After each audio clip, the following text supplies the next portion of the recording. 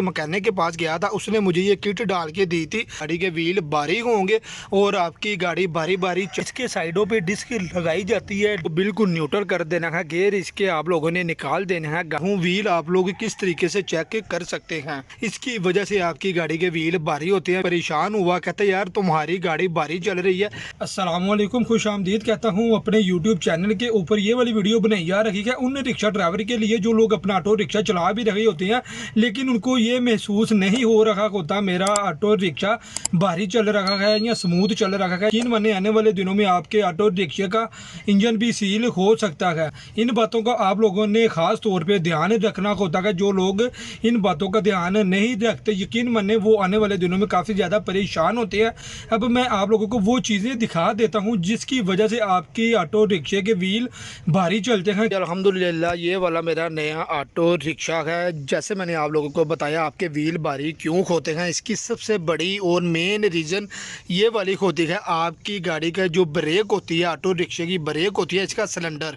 अक्सर आप लोग सिलेंडर भी डलवाते होंगे। इस चीज़ को कहते हैं सिलेंडर। ये जो अंदर इसके ऊपर पुश कर रहा होता है, अगर ये अंदर से ख़राब होगा, ये किट अंदर इस तरह करके जाएगी और ब्रेक भी आपकी वापस आएगी। लेकिन जो अंदर सिलेंडर होगा, सिलेंडर पूरे पावर के साथ आपकी ये वाली किट को बाहर की तरफ नहीं भेजेगा, जिसकी वजह से आपकी गाड़ी के व्हील भारी होंगे और आपकी गाड़ी बारी बारी चल रही होगी। ये किट भी 2 नंबर डाली गई है। मैकेनिक के पास गया था, उसने मुझे ये किट डाल के दी थी और मुझे कहा था भाई ये बहुत अच्छी किट है, जेन्युइन किट, आप ये डलवा लो। ये किट उसने मुझे 950 रुपये की दी थी, लेकिन अभी इसको डलवाई को 1 माह भी कंप्लीट नहीं हुआ। मैंने अपने भाई को ऑटो रिक्शा पकड़ाया, उसने चेक किया, उसने ब्रेक लगाई तो वो बड़ा परेशान हुआ। कहते यार तुम्हारी गाड़ी भारी चल रही है। जब मैं चला रहा था तो मुझे महसूस नहीं हो रहा था।